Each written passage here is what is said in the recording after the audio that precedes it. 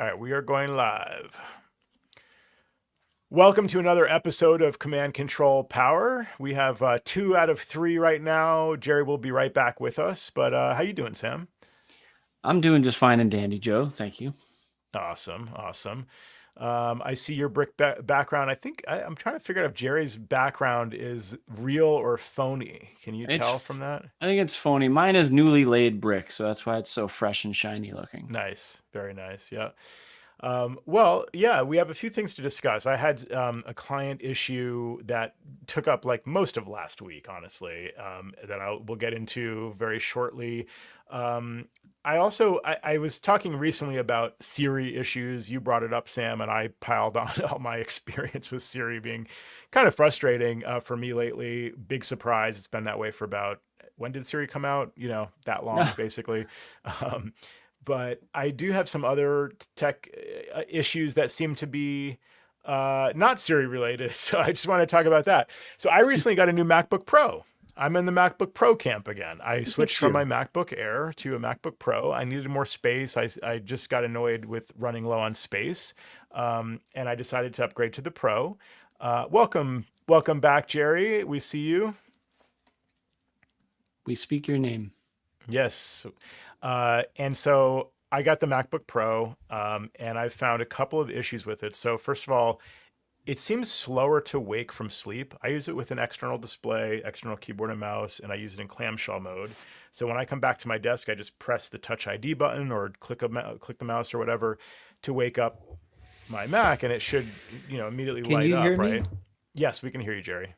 Thumbs up if you can hear me.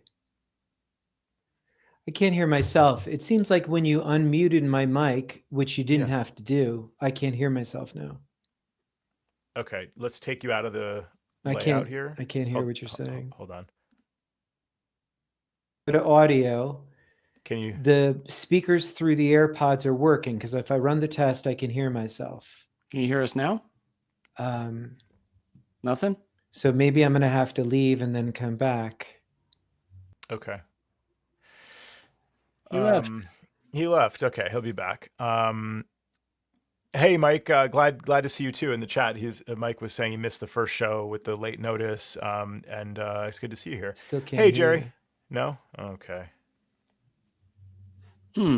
Interesting. All right.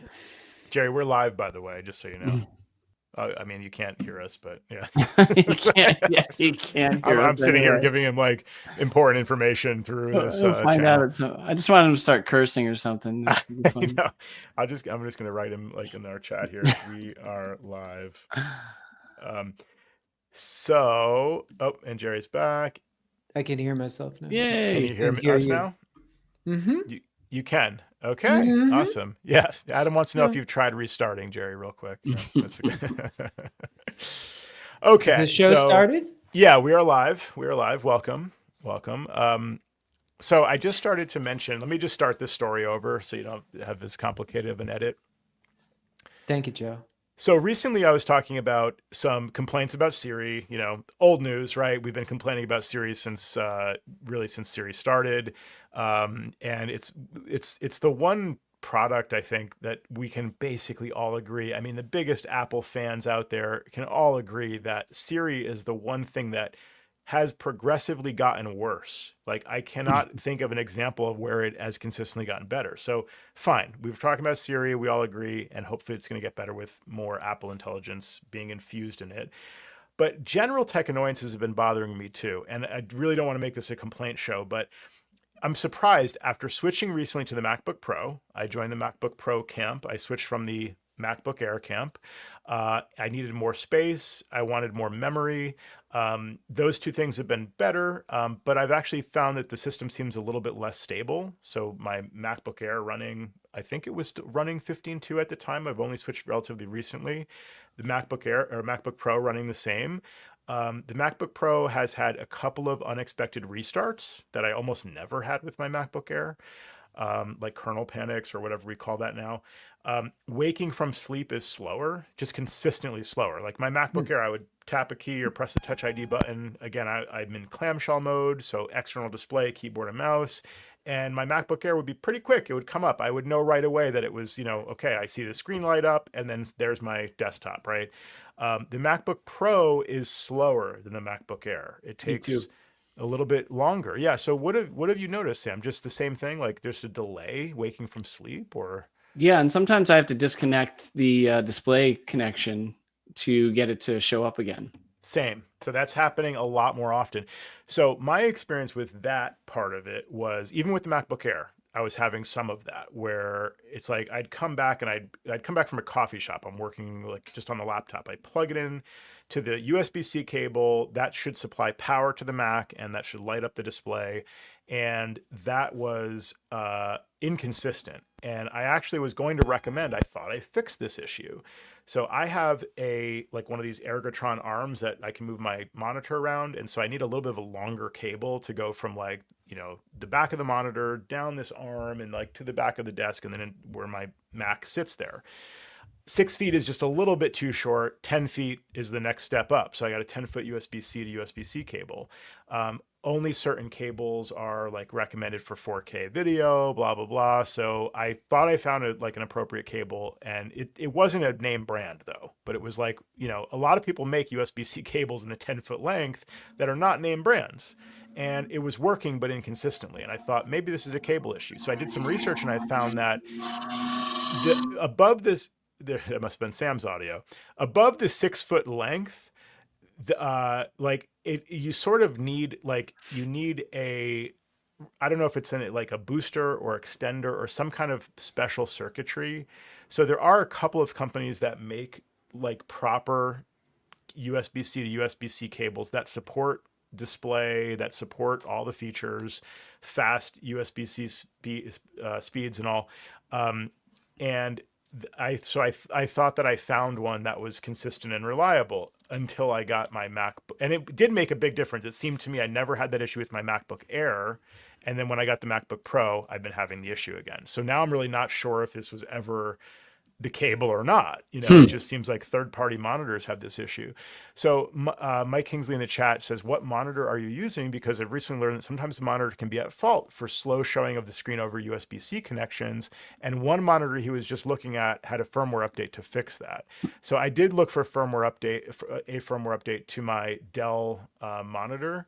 And I had already installed it a while back, so that did not solve it.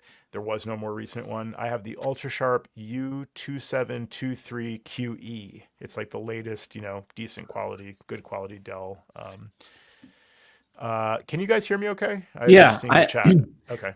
I have not tried a firmware update. I'm too lazy, so I just unplug and replug. Because I'm like, whenever it happens, I'm like, I got to get going with something. So then I don't Same. address it later. I probably should, but I have not. Yeah.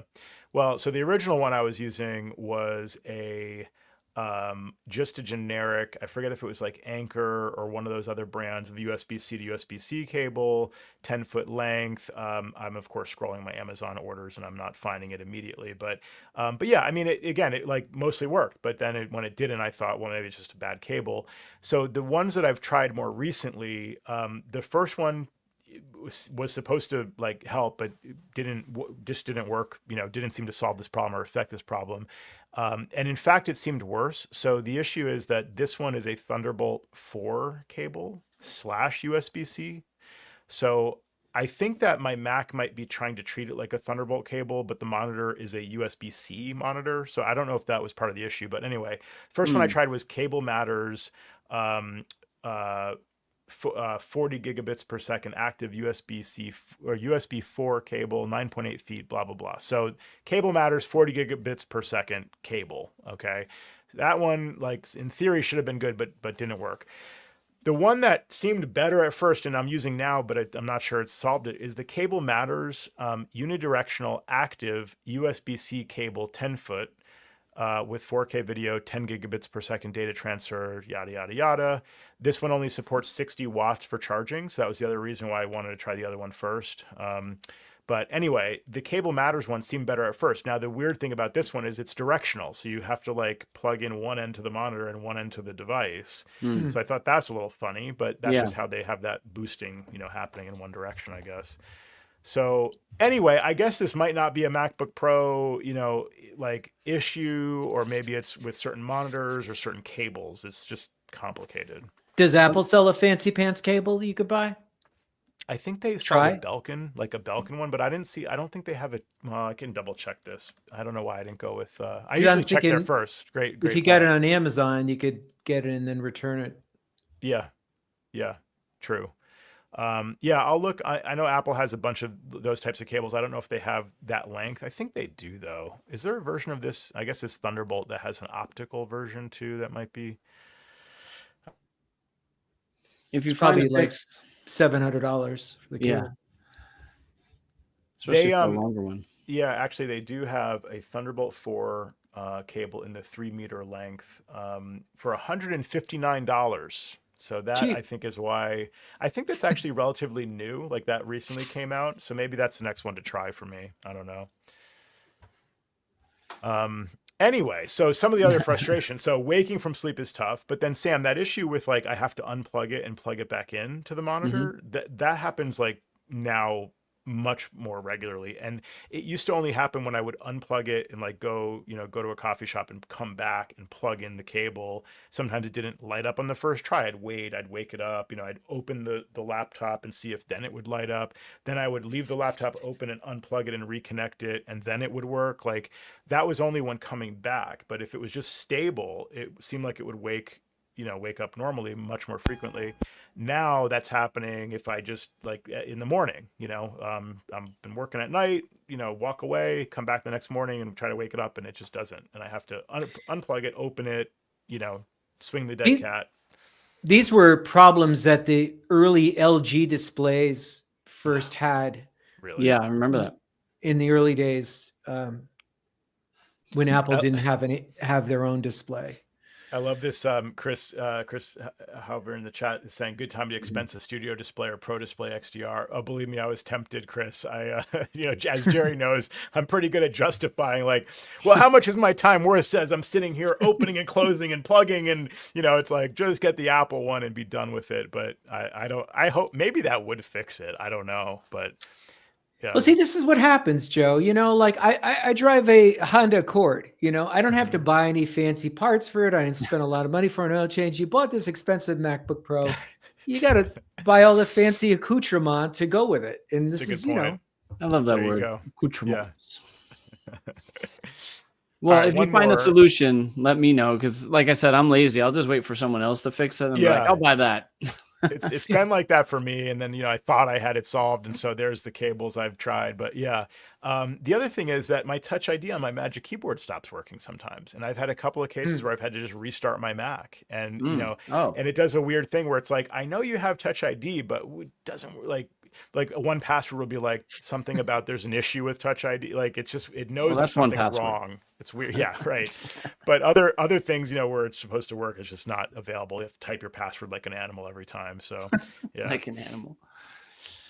Apple Plus subscription. They came out with plus, Joe. Yeah, they came out with plus. Exactly, unified. Nice, Mike. PoE plus. Oh my god. Anyway, so those are this week's Apple tech annoyances. You have anything to add to that, guys, besides what we already talked about?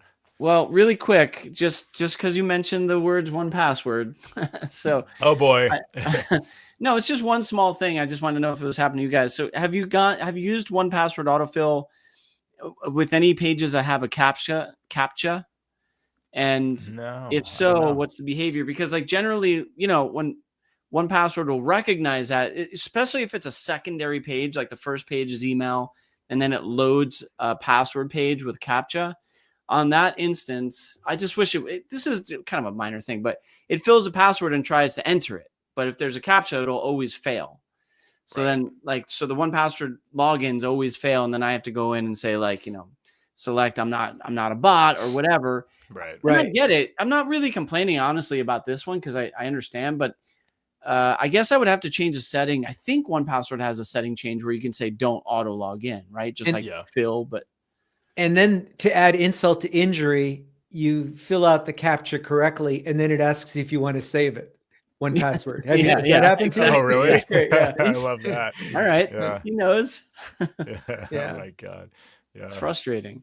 That's my only complaint about 1Password this week. Otherwise, it's been working pretty well, actually. Yeah. I treat 1Password like one of my children, Sam. They're not going to be perfect. They're going to make mistakes, but for the most part, they're good kids. It's a good app. No, I'm going to look the other way sometimes. I do. I honestly, I could not live without it. That's a guarantee, but the browser extension things bother me sometimes, but whatever. I can get by. No, I'd agree that it's mostly working pretty well these days. Yeah. But with a couple of minor little, sometimes it glitches out and I know what to do now. Now it's like, okay, I know I just need to, you have the refresh option and then like refresh the page. And I actually like the auto submit. I never thought I would like that, the auto login part where it fills in the password and presses return basically. But I actually find in most cases that works and I prefer it because it also has the effect of like, when it's a two-step log, it's like first they want the username, like with Synology, for example, it'll fill in the username and then go to the next page and then fill in the password and log in. So it's just really, it does save a few clicks, which I'm spending those clicks on like troubleshooting my monitor. So it's like, it's nice to save a few minutes, from 1Password. It balances out. But yeah, it's interesting. Well, Joe, so I gotta hear this Bluehost story. Yeah. Let me get into it. So Bluehost, okay. So I don't recommend Bluehost. I never have.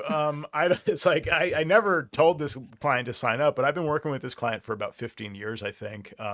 And probably about that long, I've been recommending like you've got to switch. And back in the day, we might have recommended Careo, like in the early days, and then of course when Microsoft, started offering first-party Exchange hosting, essentially, like we've just been using them ever since. And so our recommendation of who to switch to has changed, but certainly switch away from Bluehost consistently since the beginning. Yeah. And yeah, Jerry, what's up? Are they? What's that thing behind you there, Joe? No, are they using it for hosting or for email or both? Well, I think originally both. And then like one of the domains, she has a couple of domains. One of them got moved to a different web host. And she at some point turned on I don't really know. There is at least one website at Bluehost and one two email accounts at Bluehost. Yeah. And are usually with a lot of these low budget web hosting providers, they have a direct portal to buy it through Google. So are they getting their email through Google or is it Bluehost is the is the email host provider? Bluehost. Yeah, okay. directly. Yeah. I just wanted to add that clarity to the story before you started. Okay. No, that's super helpful. All right. I'm on the same page as you now, Rob. Oh, okay. And so in fact, they have Bluehost has a service that they offer. And I actually don't know if this is a third-party service that Bluehost offers, like in the way that you're describing, where they're like a reseller, or if this is their own branded thing. But they have a service called spamexperts.net. And by the way, they're not experts as far as I can tell. Spam amateurs. So yeah, so it should be called spamateurs.net or something. Oh, there you go. But so yeah, even better. Damn it! Why didn't I think of that? I know. It's a good, it's good back and forth. Open. Yeah. I should have used that on the line with the agent because I had ample opportunity to talk to these people last week. So, and of course, so the client. This all starts because the client emails me. She emails me this, failure. I should bring this up on screen because, of course, this is also somewhat of a red herring, right? Because of the way this is phrased. But basically, she emails me that. Like, hey, can you look at this? Any idea why, my email's not working? I'm getting on a plane in 30 minutes. I'm like, oh, great. So talk about urgency. First of all, it comes in by email. So how urgent could this really be? But, I actually see that this is really urgent because you're about to like get on a plane and your email's down. And that's just, frustrating, basically. So it all starts with, again, this bounce message. So it's like, delivery failure. And it is sorry guys. It shows a 550 error. And so if you look up like what that actually means, well, what it says it means is, this address basically is not permitted to relay through the server without authentication. And in another case, it says, diagnostic code 550, please turn on SMTP authentication in your mail client or log into the IMAP/POP3 server before sending your message. So Bluehost sees that, even though it's coming from their system, and they're just running down the wrong path entirely. So they're like telling me it's the SMTP settings. Don't worry, I can log into your system. And are you using Outlook, or are you using And it's like, hold on a second. This is like, I'm getting this bounce message when I try to email this client. So that's the issue, is not SMTP on my side of things. Yeah. Let's get this straight. So why are they talking about SMTP? Well, because, I'm getting this message, it turns out, from antispamcloud.com. And the remote MTA is spam experts, mx.spamexperts.com, whatever. So she's essentially, I think, sending like through, I don't know if she's sending through Bluehost and it's then being filtered through spam experts, or the other way around. But one of them is just saying, I don't know what to do with this, or, something's not working. And guess what, Bluehost, it's on your side. So that was like my first call to them, was like, no, you need to look at this. Okay, well, we'll put in a ticket. So she had already called them. It turned out there's a ticket, whatever. So they update the ticket, and now they're working on it. And I said, well, the email's down. What can we do here? Well, okay, so we're going to change the what did they call it? They called it the zone file. So they're talking about changing DNS, but I think they're talking about internally, like, and I don't know if they just misspoke or if that meant something or not, but basically they're like, my theory is they're going to change that so that instead of it trying to relay through or from or whatever, the spam experts thing, like, just bypass that, essentially, is what my assumption was. Because Bluehost escalates the ticket with spam experts saying, like, well, this is their issue, whatever. I'm like, all right, whatever you think. And they said, oh, that should be up to date and that should work in 4 hours. So your email should go back to working in 4 hours. This is, by the way, what the client was told the day before. It turned out that she had called them a day earlier and before she brought us in the loop. So then spam expert says, within 24 to 48 hours, that's what escalating means to them, is that you're going to hear back in a day or two. Okay, so finally, we should find out that they fixed the problem and now everything's working. So meanwhile, I go and check, because this all starts again with a bounce message and my email isn't working. So then I go and I'm looking, I'm like, let me test her other email address. It was initially not clear if that was working or not. So then I'm like, let me check her domains. The one domain that's on Bluehost website is just not loading. It's like forbidden. You do not have permission to access this resource, / on this domain. I'm like, well, that's weird. So I call Bluehost back and I'm like, hey, just so you guys are aware, like, we can't get web or email. And by the way, I'm trying to log into the Bluehost portal to kind of like investigate what the heck's going on, because now she's given me her credentials and stuff because she's getting on a plane. And I can't even log in. Like, when I go to the Bluehost portal and I put in her domain or her username or whatever, it redirects to the same kind of like forbidden thing. Like, it's not even a login page. It's just like not working. So now I'm reporting that to them. Okay, sir. Well, we have the ticket. Well, we're working on it and this and that. I'm like, I just need you to know, like, it's not just the spam experts, whatever you thought it was. Like, it's now there's like, doesn't add up. Nothing's working. And it's clearly that you're having a problem. Like, I feel like your server just blew up, but what do I know? Like, you guys have to figure this out. So that's like 2 calls that are each, 30 minutes to an hour, mostly waiting on hold for someone on the front line of phone support to text message chat with the real tech support people and wait for a response. And so it's just a lot of waiting, and it's like eating up, now like half a day.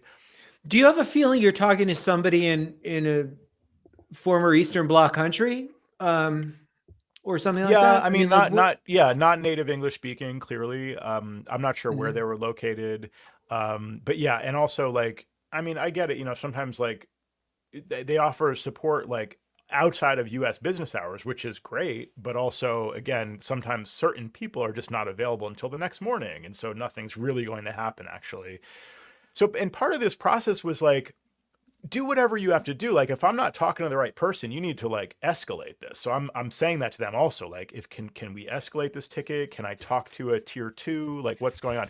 So at some point it gets flagged, probably like my third call, then it's flagged where I'm getting to talk to like tier 2, but it's still not like who they call tech support.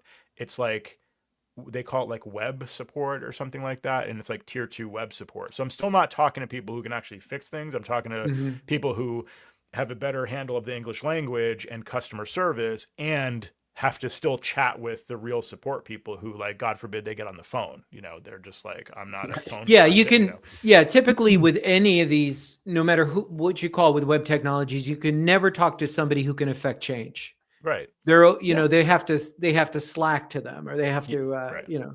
Totally. these people don't talk. Yeah. No, right, exactly. Because they're far too important to do they're that. too important to be on the phone with you, Yeah. right. Yeah, so there's like multiple calls to get, like, now it's escalated. I'm confident that they actually have someone knows, it's in their ticket. So I'm like, I'm supposed to hear back, of course. Big surprise, I never ever hear back from anyone over there, right? So then I call the next day. Okay, I'm calling to follow up because the email's still not working. You said it was going to work in 4 hours. It's the next day. It's still not working. Website's down. Everything's down. I can't even. They're going, okay, let's see. Well, I can't even log into Bluehost portal for your account. I'm like, yeah, I know. It's in the ticket.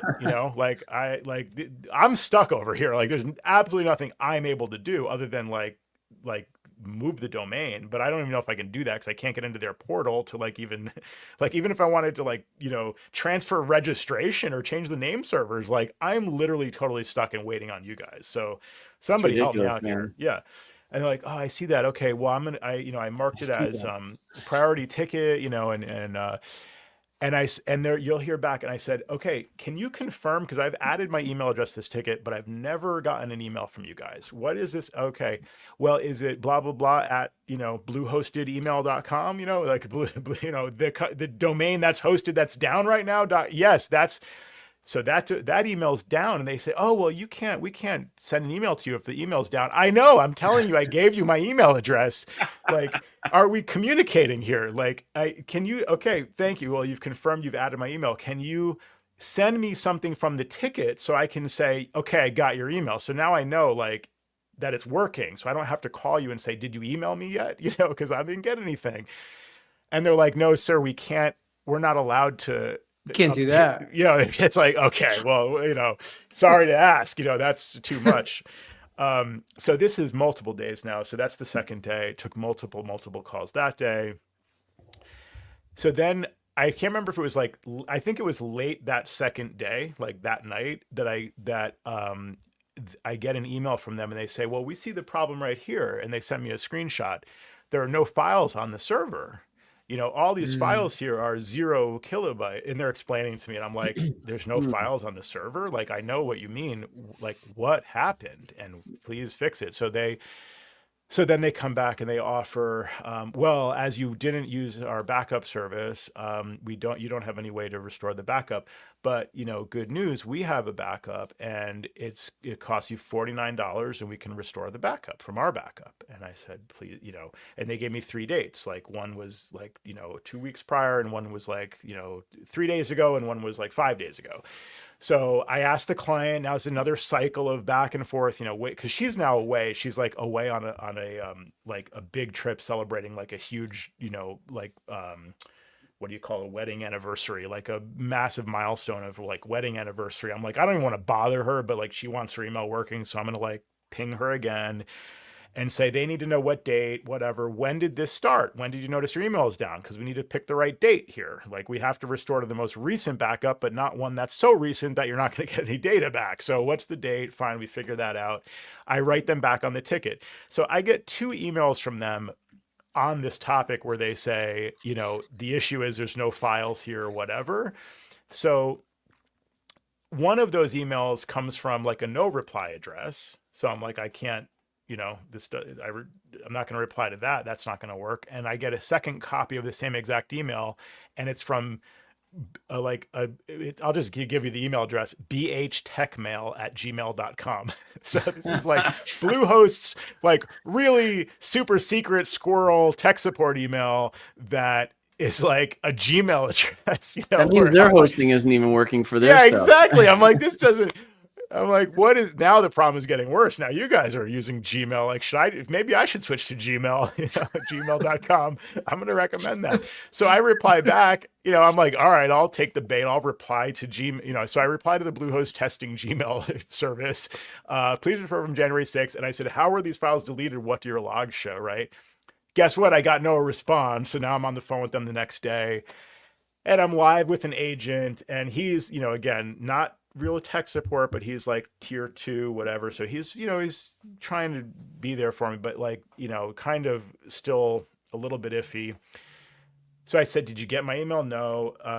I said, I sent it last night. He says, oh, well, that email refreshes every 24 hours. It purges. So I'm like, okay, well, whatever. Just, you're asking me for a response. I'm replying to you. Like what, like, please understand me, He's like, okay, I'm in there right now. So he's at gmail.com, right? So he's live with me, gmail.com. And he's like, send it now. And I'm going to make sure I get it. Okay. So I resend my, okay, I got it, sir. You said, please restore from January 6th. Yes. Okay, great. All right. So I updated the ticket. Great. Okay. So we'll be back in touch with you. Sure, you will. So now I'm at this point, I'm saying to him, I'm like, oh yeah, sure, I'll hear from you. I'll be calling you when I don't hear you. That's when I don't hear from you. This is what I'm telling these people now. Cause I'm like, I have no faith in you, any part of your system. So now, okay, good. They're going to restore, how long is that going to take? Well, 24 to 48 hours. I'm like, listen guys, like 24 to 40 hours might've been like acceptable on day 1, but we're in day like 3 now. And this client has no email, no web, like you please, like, just push this a little bit, don't worry, sir. I'll mark it. Okay, fine, whatever. So then I wait like a few hours and I call them back for an update. And they said, what is the status? I said, don't ask me what the status is. I'm like, because like every time I have to go back in my brain and say like, this happened on this day and then this happened. And then I'm just like, don't make me tell you the story. Like you have a ticket in front of you. Just read it. I'll give you 15 minutes to read this. Like, please. 15. Okay, so yeah. No, like there's so many updates. So I go back through it. I'm like, I did this. I just confirmed to restore from January 6th. Do you see that in there? I don't know. I don't see. So, okay. Then they find the update. And now this person tells me, oh, I have to apologize. So the agent you spoke with, when they updated the ticket to say that they got your confirmation to continue with the restore, they missed a step. I'm like, you got to be kidding me. This whole thing is missteps. Like there's been no step that I haven't pushed you up, like missed a step. He forgot to create the ticket internally for their tech support team to do the restore. So he updated the ticket that says that I confirmed to do the restore, but he didn't make the ticket for the people that are going to do the restore. Okay, I'm trying to hold it together here, but now I'm just like, I'm venting the frustration to anybody who will listen because it's just completely ridiculous. So I'm like, now you just lost me more time, right? So now it's just like, you guys are costing my client time. This is getting ridiculous. So they put the thing in the system. I say, can you take some ownership of this? Like, how long is this going to take? Well, 24 to 48 hours. Okay, but I can't wait that long. Like, get an answer. Do I have to call back to keep getting an answer? Like, isn't there a way can you call them, like, or text them or whatever you have to do to get a response? So this person, to their credit, says, yes. I said, please don't. They said, I can't do that when you hang up because then another call comes in and then it's a whole other thing. But if you stay on the line, you can just put me on mute, take another call, do whatever you have to do. As long as you keep the line open, I'll just keep pinging them every 30 minutes to like get an answer. I'm like, oh, thank you so much. So, okay. What the so hell? I do that. Yeah. I 2-bit operation. Yeah. So guess what? It never happened. Like that night, that day, whatever, didn't happen. So next day I call back, still didn't get anywhere. The client is like chasing me now. What's going on? I can't believe these people. Can we migrate now? And I'm like, no, I'm not migrating your email now. Like that's not happening. I'm not changing gears to start the migration progress, which I've been recommending for a year in earnest. Like here's the proposal. Like, for probably 14 years prior to that, you have to leave Bluehost, but like actually giving a proposal, like you have to migrate. So then she approved it at one point. We had a scheduled date and then she canceled the date of starting the migration. So this was all like in the last several months. So this all almost happened. And then this huge shit show happens. And then in the midst of it, she's like, can we migrate? I'm like, I'm hoping they get your email back so that we can migrate from server to server. If we have to migrate under duress here, like, first of all, I actually don't even know if it's going to be possible because like I can't even change your name servers at this point. Like, so anyway, so she writes me, then no sooner did she write me following up to that to be like, what do we do now? Like this has been taking forever. She's like now at her wit's end. They finally follow up and say, congrats, we've restored the data, like whatever. So I go to the website, it's loading. I send her email, no bounce messages. I write her, I'm like, is it working? Can you confirm? Can you check the website? Like make sure all the features work. She has uploads and things, whatever. And then I hear radio silence from her. I get nothing from her. Since when this got fixed finally, like on Thursday, or maybe it was Friday morning, and didn't hear anything back until like today from her. So then I was like annoyed. I'm like, I put a whole week into this, following up with them like 5 times a day, basically having to push them along, or this never would have happened. And then I get nothing from the client. So she kind of thanked me like eventually, like today, but like not really, I was just like, she has no appreciation for the time. Yeah. No. So, I mean, you were heroic, right? It's a heroic tale. And it's a hooray for Joe's story. It's not a hooray for Joe's story, but yeah. No, let's put one back for Joe. So what kind of a website just generally was this? Is she like an interior decorator? Is she an artist? Like what sort of stuff? She does, I don't want to give too much away. I'm just careful with that stuff, but it's like an exotic model. It's a service to people where it's something to do with like, let's say essay editing and review and stuff like that. Like something academic essentially. Okay. So does she work for, it's herself, right? It's her own business and she does editing or something like that. Yeah. She has other contractors and stuff. Yeah. But essentially, yeah. Yeah, I see. So it's not like super, it's not like she has a pet store and this thing needs to be up there all the time. It's more. Well, I mean, she's not going to have new business coming in when the website's down, Right. Existing customers might be like, oh, what the heck? Is this a reliable service? Did she ghost me? I mean, if they're getting bounce backs, were they getting bounced? I'm assuming so. They were. So. Like immediate also. So there's no, like, in certain cases, I can say to the client, well, what happens is the message goes out and doesn't get a response from the server, and it waits and it tries again after 4 hours and it tries again after 8 hours. And then, so some of the emails from the last 2 days might be delivered. No, it was an immediate bounce message. So that tells me the server, like for all those messages in the ether, like they're not going to be delivered ever. So and Sam says they, but it's just her, right? She has one person working for her and then these subcontractors. Yeah. Oh, wow. Okay. So yeah, there's more to it there than just, yeah. So, this has all the markings of either the website was hacked or her email was hacked because of an insecure password. And then Bluehost probably can flag these things because she's on some sort of a shared server. And so they just shut it down. They just closed the door. They blew it. Well, they didn't just shut it down. Every bit of data on the server was gone. So I think that they didn't detect, I think you're right. I think that it was probably someone who logged in. I don't know what to think. Part of me thinks Bluehost completely screwed something up and lost her data. Yeah. Because what is a hacker? It's not like it was ransomed, it's not like the files were encrypted on the server. They showed me a directory listing that showed a few kilobytes worth of data. So somebody either hacked in and erased everything just for fun. Just for jolly. I don't know how you even do that. Cause then the Bluehost portal, cPanel was down and whatever. you know, so they just erased everything on the server, or Bluehost had some kind of like catastrophic data loss bug, you know. Right. So Because Yeah, I don't know. This could be. I mean, we saw how hard Rackspace was hit a while back. This Right, could be right. something where just a shitty, web host is just, got crap infrastructure. yeah, That's what I was oh, thinking this too. is total crap. Yeah, this is total crap infrastructure. Yeah, and exactly. So I asked them, I said, okay, please restore from January 6th. And I said, you know, something to the effect of like, what happened? You know, can you, like, what did the logs show? Like, give me some information here. I just need to know what the heck. So they reply back and they say, "Hi, my name is so and so. I've taken ownership. Okay, we finished restoring. Please let us know, you know, how it works." So I reply back like, "Finally, thank you for restoring the data. You know, I can confirm the website loads, whatever." And then I said, "What happened? How did the server lose all of our data?" Second time I'm asking the question.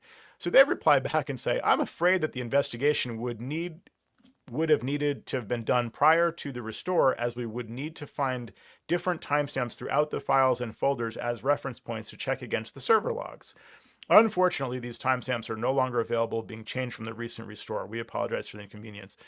So I asked you before the restore, you know, you didn't care about that at the time, obviously. And of course, if you'd given me the choice, do you want to restore or do you want us to investigate for 24 to 48 hours? Well, just freaking restore at this point. You know, I don't know that I would have Right. said wait on Yeah. that anyway. But also, like, the server was empty. So what timestamps are you talking about on the server that you've now restored the data over the top of? Like, I don't think that you would have found much information there. I'm saying, like, is there a log somewhere else? Like, is there an authentication server you can say, oh, there was a login from, you know, Yeah. vanilla? There should Like, be All right. audit trails for this stuff. I mean, it's Well, ridiculous yeah, answer. but right. to what end, Joe? So that they came up and they said, "Oh, yeah, there was a login from Lagos, Nigeria, and then Yeah. we had 2 kilobytes left of data." Like, so what? You know, it Well, almost yeah. seems to me like, you know, I mean, $49 is a bargain to get it restored if she didn't have a backup of it. You know, Yeah, so unless Bluehost caused the problem in the first place. Now they want to charge us 4 days plus $49 yeah, to fix it. capitalize on You know? their Yeah, inconvenience or their right. missteps. No, but I agreed. I'm like, you guys are really asking me if you should proceed with the restore. I mean, I get asking which date. That makes sense because maybe they, you know, they could have known. Okay, the files were there. The files are there. The files are there. The files are gone. Use the last time the files were there. You know, I'm like, I would think that they could figure that out. But Yeah. Yeah. There's no way they don't have this. Any crappy operation will have that, at least some audit trail, some logs, something. I would hope so. It's a lot of BS right there. It's a Like, lot of asking me malarkey. about, it's like, do you want to spend $49 to get your life back? Like, yeah, what do you guys think? You know, yeah, do that. Get it. That's pretty So awful, Joe. Yeah, you haven't had the conversation, but I would send her a very nice letter saying we need to migrate as soon as possible. Oh, yeah, no kidding. Well, and she said, I do want to do that as soon as I get back from this trip and whatever. Okay, fine. This is what it takes sometimes. Like, and the issue is, like, I don't even know. I'm going to have to charge her for every minute of this because it just took so much time of like phone calls, following up. It's in the back of my head through the whole day, you know, or there's a reminder to call. I took ownership of it because she was like on vacation, you know, and so and I didn't do much, but you know, hound them, like call them and say, it's still not fixed. It's still not fixed. It's just ridiculous that you have to do that. But again, like, it's not like I didn't warn her, you know? And so I guess I have to just charge for all that support time. It's like hours of time of basically just calling, you know? You do. And if she wants to fight it, she can fight it with them. I mean, you know, I don't mean to be rude to her. I don't know how she is, but that's where she would go to recoup any costs, is to them. Yeah, good point. I mean, exactly. Take it up with them because, you know, and that's the other thing about your question about, well, you know, what does it matter? Well, maybe, you know, if it was their fault, then I would say, give me the $49 back at least. And then maybe she would say, and by the way, you know, all my consultants' time or half of it or whatever she wants to try to push them for. And they're going to lose a customer ultimately. So it's just, it's overall just, again, clients just need to listen to us. Like, what the heck? It's so frustrating. All that could have been avoided. Yeah. Did you get a "how did we do" email? Yeah. Well, no, I mean, I got the follow-up saying like, you know, please let me know how it's working. And, you know, and they did recommend kind of what you were saying, like, oh, you know, maybe it was malware. Like, so we recommend you change your cPanel FTP account, you know, passwords, and scan your system for malware and whatever. So they do, there is a little bit of follow-up now finally from them. But how did we do?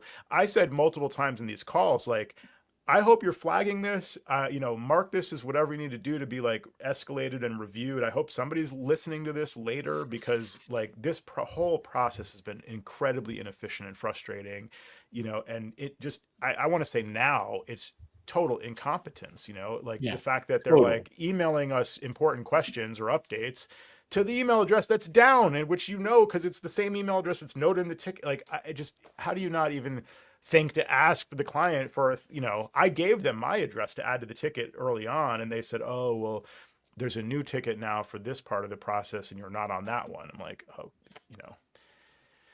So it looks like, it looks like in 2021, Newfold Digital bought, it's the parent company of Bluehost, and Newfold Digital owns other brands, including Crazy Domains, HostGator, Network Solutions, Register.com, and Web.com. Wow, that's actually some big ones. It's a big company. Yeah. HostGator, I remember. So it's Newfold Digital, Newfold.com. Yep. Yeah, I mean, so you probably, you know, exhausting. It's not like it's a company from Sri Lanka, so you could probably, you know, at least send them some nasty emails.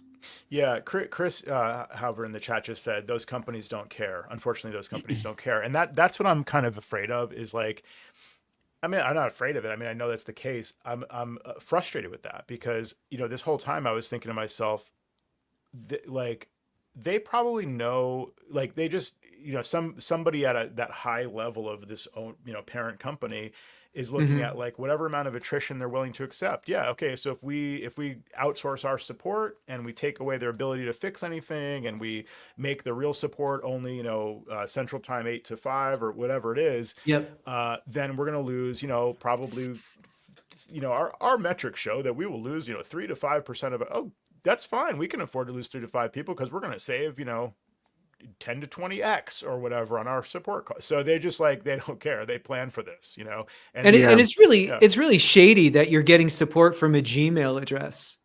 That is super shady.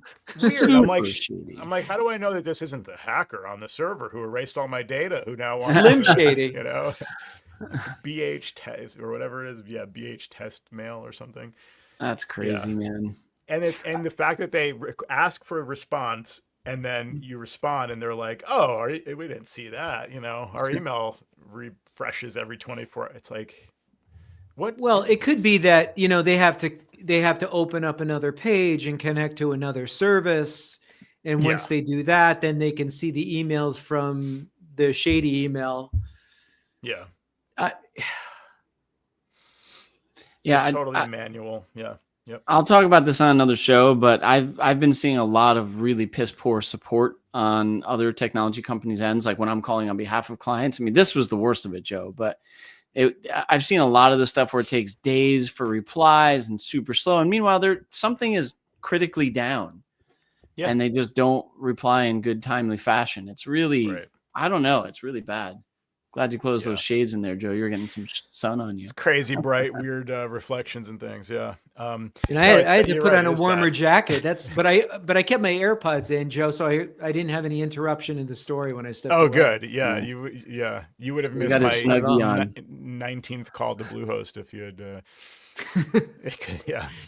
No, I'm like, and it just, you know, nobody wins. It's like, I'm charging her, I'll get paid for the time, but it was exhausting, and it's just overall discouraging, all this stuff. And there's more and more of that, unfortunately. It's too bad that, you know, you can't show her this video, but it's almost like we should make another video, a private video, where you're just telling Sam and I, but it would just take too long, you know, where we kind of like soften it a little bit, you know, but I mean, all the emotional turmoil, because, you know, I mean, it sounds, I don't know. It sounds like a salesman kind of thing, but I treat these issues like you do and Sam does.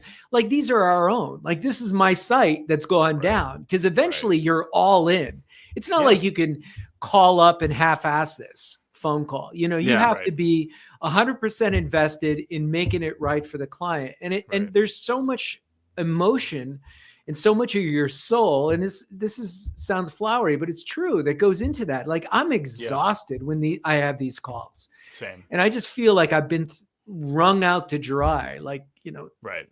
the old-fashioned washing machine, you know, they wring out the clothes or they put it through yeah. the rollers, you know. That's what I feel like. Yeah.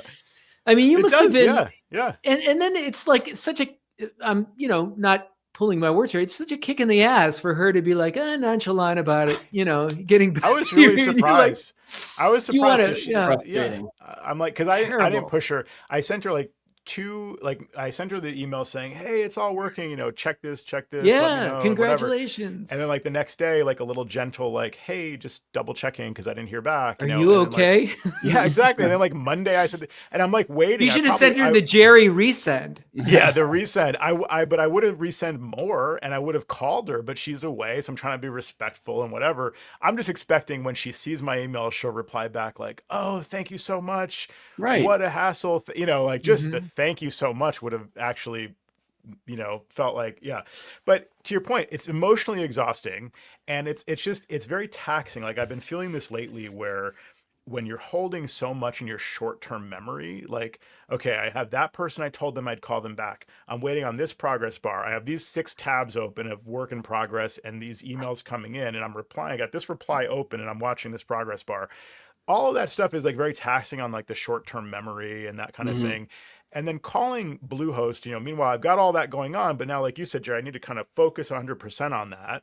And I'm finding that I have to like picture what is going on their side of things, because they're going to tell you stuff that is going to lead to just another half day of nothing at all happening. So every step of the way, they're just like, yes, sir. Yes, sir. Oh, sorry.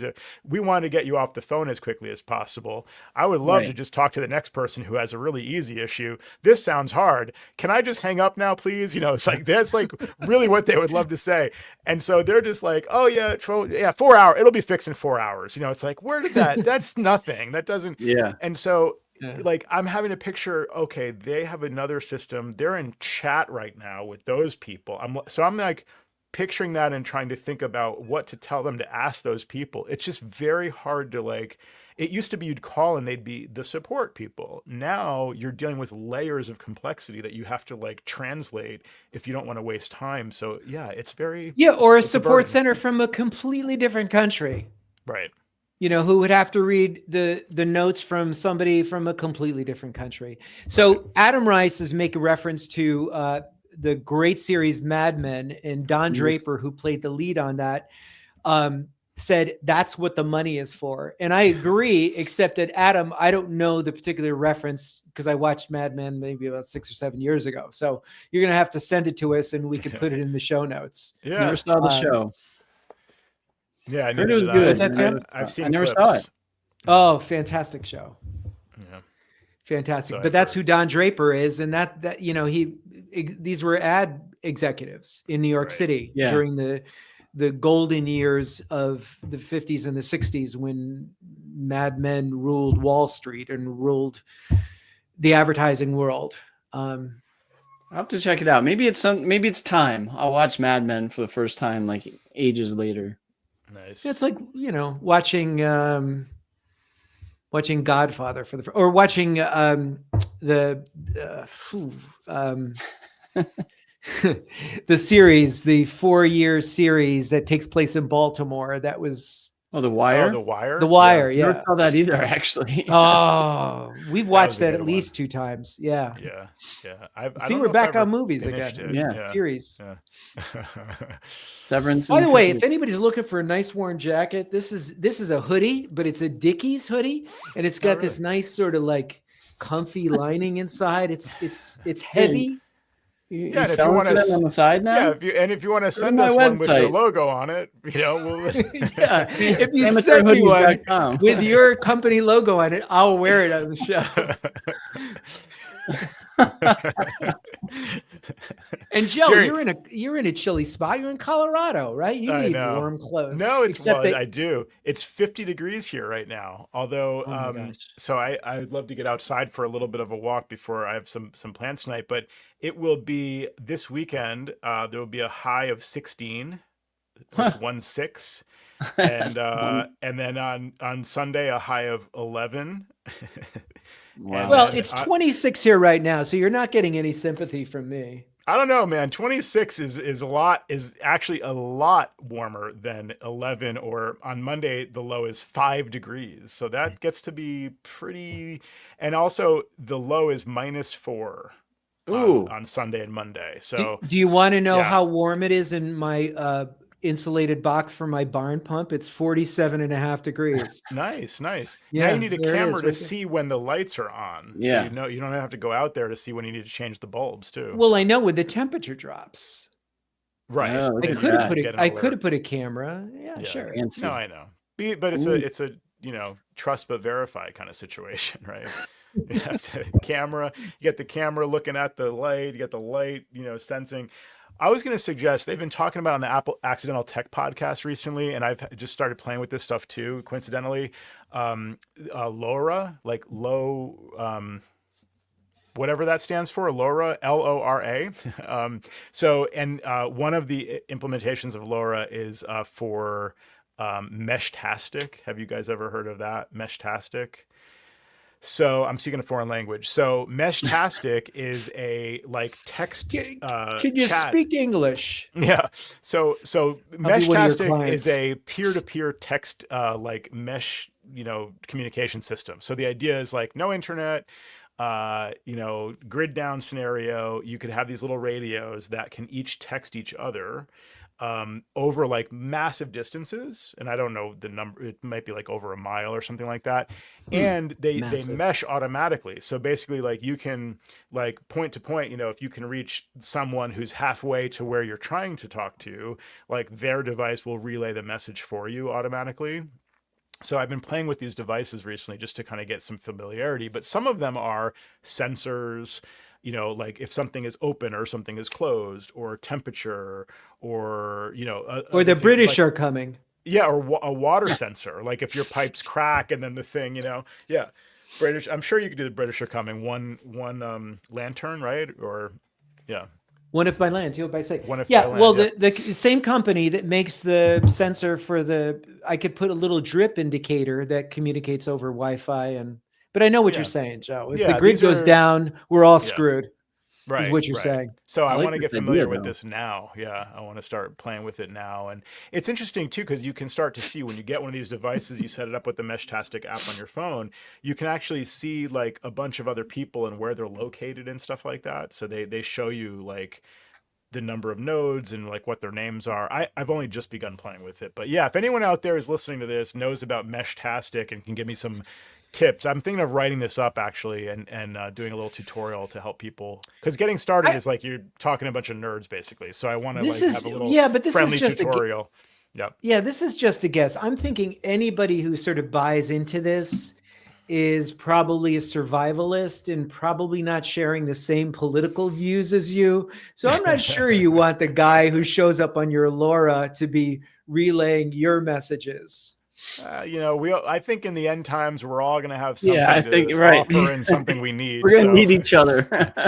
yeah.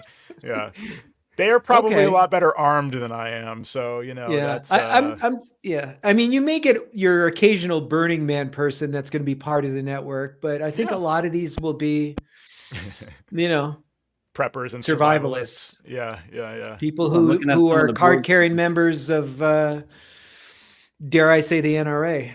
Joe, I'm interested in this. I'm actually going to check this out more. I got it loaded up here. I can send you, I did a little bit of research, because the other thing is a lot of these are DIY. You buy the board and you buy a kit and you put them together and you pick a battery, and it's I just want to buy a radio and use it. So you can do that. There's a few people that they 3D print cases and hand assemble these, different. And then there's some that are generic. Do I have this one to show on screen? So there's one it's called SenseCap. And it's this little credit card dimensions, but maybe like obviously a little bit thicker. But this is like a computer of some sort. I don't know if it's like an Arduino or like and Raspberry Pi or whatever, one of those. And then they have programmed this to be a Meshtastic, thing. So you just like pair this over Bluetooth with your phone, and the battery lasts for like 2 or 3 days. Got a little USB charger, and you can then send text messages. Obviously, you want to buy like 2, like like for you and Jen, Sam, like to test it, like when she's at school, at work or whatever, like see how far it works and see if you can reach the other person depending on where they are. So if you're in a densely populated area and people are participating, then your message can make all those hops and eventually get to your endpoint. And that's the whole idea. And there's even like apparently, I guess, exit nodes or something where you can run this software with like some kind of radio connected to your Mac or other device that acts as a bridge to like the internet. So then like you can, I don't know if the bridges to SMS or email or other methods there. So in theory, there's ways of like, even if the grid is down like in one area, you may still be able to text out to people who do have internet, outside the system based on it hopping enough times and going to one of these bridges or routers or whatever they are. So again, just beginning to play with it, but it seems like the most, the one with the most kind of traction to, potentially be up and running and functional in that kind of a scenario. I'm definitely. What scenario is this again? Grid down. Armageddon. Preppers take control, and Armageddon, exactly. Or I mean, I know it sounds a little bit far-fetched or something, but like you can have multi-day like internet outages where like cell is down and all the local ISPs are down without it being like end times, but you may want to just be able to easily communicate with people, your neighbors or your spouse or whatever the case may be. Your pick kids. up milk. Yeah, exactly. Maybe get 2 while we're out, because we don't know if we're gonna have power tomorrow or whatever. Yeah. We're out of milk and bread. Sam, how is your shoulder before we wind up for the day? How's your shoulder? I thought we were doing a totally new show with Joe's story here on LoRa. I know. Let's do a third show now. Yeah. Shoulder's good. Thanks. I can raise my arm now. Woohoo! So that's huge for me because I couldn't go above like this last time. Thank you for asking. Nice. I'm in good shape. And Adam Rice is voting for the LoRa system. He says he thinks we'll be seeing temporary infrastructure issues like this, like you're describing. I don't doubt it. Yeah, I don't doubt it. Yeah, that. That's why I'm not, like, all jokes aside, I'm actually interested in this for sure. So yeah. So I just posted here, and I guess I could put it on screen too. Sorry, that was me. Yep, the one that I chose. I did a little bit of research. Like I said, I'll text you this, Sam, too, separately. But the H2T from a company called MuziWorks, MUZI.works is the company. So the H2T. Which is, again, sold as a complete device. It has GPS. I just like the form factor and all. It's got the antenna. Everything's there that you need, basically. And then the other one, I think that company also sells this. Let me double check. But again, it's called it's called SenseCap. So SENSECAP, and that's this one. Do they sell the SenseCap? Yeah. So they also sell that at the Muzi.works as well, like as a pre-assembled thing. I don't know if it has GPS in this one. It's, I guess, it says it does. It's okay. I don't want to be tracked. It was the best of times. It was the worst of times. Jerry's poo-pooing us, but we won't be able to reach him when this all goes down. So it's just you and me, Joe. I'm thinking, how many more good days do I have left anyway? So, I don't want to spend too much money. Oh, boy. Oh, man. Always a pleasure, fellas. That's what the money is for, as Adam said earlier. Yes. That's what the money is for. Yeah.